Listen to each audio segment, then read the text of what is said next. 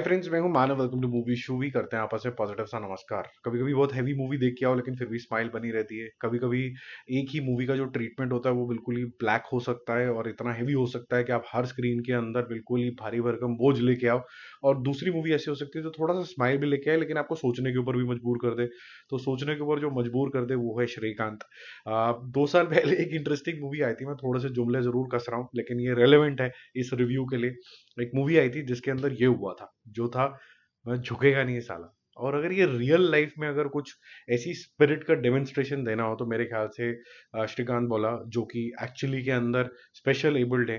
कहने के लिए आंखें नहीं है लेकिन ऐसी इंद्रियां जगी हुई हैं कि वो फिर दूसरों को भी शर्मसार कर दे कि यार जीवन में कुछ कर लो। ठीक है। एक्टिंग की बात करेंगे, यहाँ पर डायरेक्शन की बात करेंगे, स्टोरी की बात करेंगे।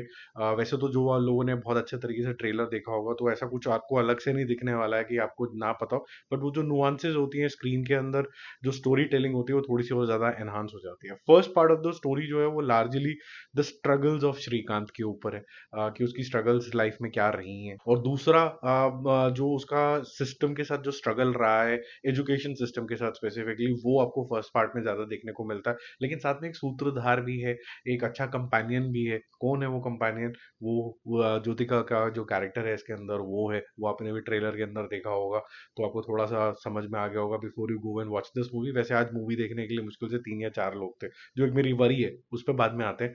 और जो सेकंड हाफ है, जहां पर भाई किसी तरीके से जद्दोजहद करके मैंने एजुकेशन ले ली, तो अब भैया रोटी पानी दाल चावल खाने के लिए मेरे को कमाना भी है। But first half where it talks about the education system, which lacks for specially abled people, so is the case for such people to get employment। ठीक है, तो उनके लिए एम्प्लॉयमेंट अपॉर्चुनिटीज क्या है और अगर नहीं है तो श्रीकांत बोला साहब क्या करेंगे, ये second of part of the story में आता है। फर्स्ट पार्ट ज्यादा फन है क्योंकि उसके अंदर कैरेक्टराइजेशन, एक वन लाइनर जो इनके फेंकने वाले हैं, चाहे वो स्कूल के अंदर हो, चाहे वो कॉलेज के अंदर हो, चाहे वो डिसअपॉइंटमेंट ही क्यों ना हो जब उनका एडमिशन नहीं हो रहा होता है कॉलेज के अंदर, तो ये सारी जो बातें हैं ये आपको ऐसा लगता है कि आप जेन्युइनली भोला साहब का कैरेक्टर देख रहे हो। तो राजकुमार ने बहुत बेहतरीन यहाँ पर एक्टिंग करी है। चाहे वो हैंड जेस्टर्स हों, चाहे वो एक होता ना कि जब आप देख नहीं पा रहे हैं तो आप 1 मिनट का पॉज लेते हैं बोलने से पहले, क्योंकि because you are consuming, right, and you don't know whether somebody would now stop, कब करेंगे, तो एक पॉज आता है एक सडन सा।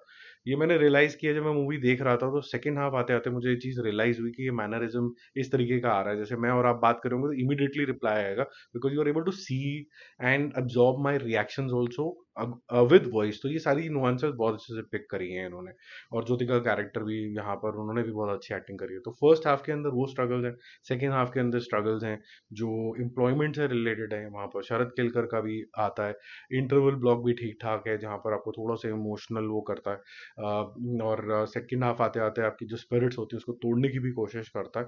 और पॉलिटिकल अफेयर भी आ जाते हैं जहाँ पर मूवी में बोलूंगा थोड़ी सी हुआ होगा ऐसा, लेकिन थोड़ी सी आपको अनरियल लगने लग जाती है। बट ओवरऑल बेसिस पे it's a very inspiring movie, right from the acting to the direction department. Director could have easily walked the road of black, जो संजय लीला भंसाली की थी, but he had chosen a very casual path। क्योंकि मेरे ख्याल से उनकी जो फाइंडिंग्स रही होंगी, जो उनकी रिसर्च रही होगी, वो इस तरीके की रहा होगी कि ये जो कैरेक्टर है ये नेवर से डाई वाला है। ये बात बात पे लोगों को हंसा भी देता है, अपने ऊपर ही हंस के, अपने ही ऊपर के ताने मार के, और ऐसी बातें करके जिससे लोग बोले कि यार ये तो हमसे ज्यादा स्मार्ट है। तो ये जो सारी बातें हैं उन्होंने बोला कि क्यों ना इसका फ्लेवर ही ऐसा रखा जाए। ऐसा ना रखा जाए कि हम मूवी डार्क बना दें और जो कैरेक्टर है वो एक किस्म का जो है वो कुछ वन लाइनर मार के सटायर फेंक रहा है। ऐसा भी नहीं करा, तो उन्होंने पूरी टोन ही इस तरीके की कर दी है। हालांकि सेकेंड हाफ में फिर से टोन थोड़ी सी शिफ्ट होती है, आपको थोड़ा सा सीरियसनेस आ जाती है वहां पर। और एंड होते होते फिर से ऑब्वियसली पता है हैप्पी एंडिंग होती ही होती है हर एक सिनेमा के अंदर। तो जिनको भी ये लगता है कि हिंदी सिनेमा अच्छा सिनेमा नहीं बन रहा तो ट्वेल्थ फेल बन रही है, यहाँ पर ये श्रीकांत बन रही है, तो मेरे ख्याल से कंप्लेंट तो नहीं करनी चाहिए। हर मूवी ऐसी नहीं होती कि जहाँ पर बंदूक उठाई और सीधा पार्लियामेंट में घुस गया और धमका दिया। सबसे बड़ी डेमोक्रेसी के प्राइम मिनिस्टर को, ऐसा भी तो नहीं होना चाहिए ना। वो अपना जॉनर है, ये भी एक इंपॉर्टेंट जॉनर है। तो डिग्रेड करने वाले लोगों से एक तो बचे और पॉजिटिविटी जिंदा रखें।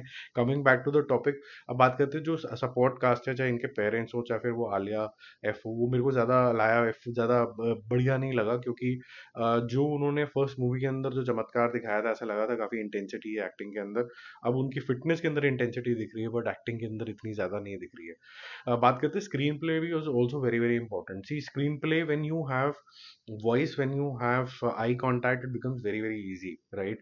आपको इस ऐसे इमेजिनेटिव जोन के अंदर जाना है जहां पर आपका जो किरदार है वो नहीं देख पा रहा है, तो आपको ये महसूस कराना है अपने व्यूअर्स को भी कि वो अपना ही वर्ल्ड क्रिएट कर रहा है। उस सेंस में काफी अच्छा है। तो वो जिस चीजों को छूता है, जिस चीजों को महसूस करता है, जो लव स्टोरी है, वो भी एक इंटेग्रल पार्ट कहीं ना कहीं हो जाता है। तो नरेटिव स्टाइलिंग अच्छा है। हालांकि ये मूवी की लेंथ अभी भी 2 घंटा आपको ज्यादा लगती है, थोड़ा लगता है कि और कट डाउन कर लिया जाए, या फिर अगर आपको इतनी लेंथ रखनी तो और फाइंडिंग्स करके जीवन के कुछ और पहलू हैं जो ऐड करे जा सकते थे। अदरवाइज ओवरऑल बेसिस पे काफी इंस्पायरिंग है। इस मूवी को ना ही रेट किया जाए तो अच्छा है, क्योंकि ये बायोपिक है और उस आदमी ने बहुत कुछ अचीव किया है, और रेट करके डीमीन नहीं करना चाहिए वो एफर्ट। लेकिन मैं ये बता दूं कि मूवी अच्छी बनी है, बहुत ज्यादा ये तो नहीं कहूंगा आउट ऑफ दिस वर्ल्ड है, लेकिन वेरी गुड के जोन में तो डेफिनेटली आती है। अब मेरी वरी जो थी इसको लेके ये थी कि अगर 4-5 लोग ही थिएटर के अंदर आएंगे तो इसका क्या फ्यूचर होगा बॉक्स ऑफिस के ऊपर, वो डिसाइड होगा कि वर्ड ऑफ माउथ कितनी जल्दी स्प्रेड करता है, क्या इसको भी 12th फेल वाला चांस मिलेगा कि नहीं मिलेगा। और क्योंकि ये 12th फेल से महंगी पिक्चर है, तो सिर्फ 60-70 करोड़ रुपए में काम नहीं बनेगा, उसको थोड़े से ज्यादा करने पड़ेंगे।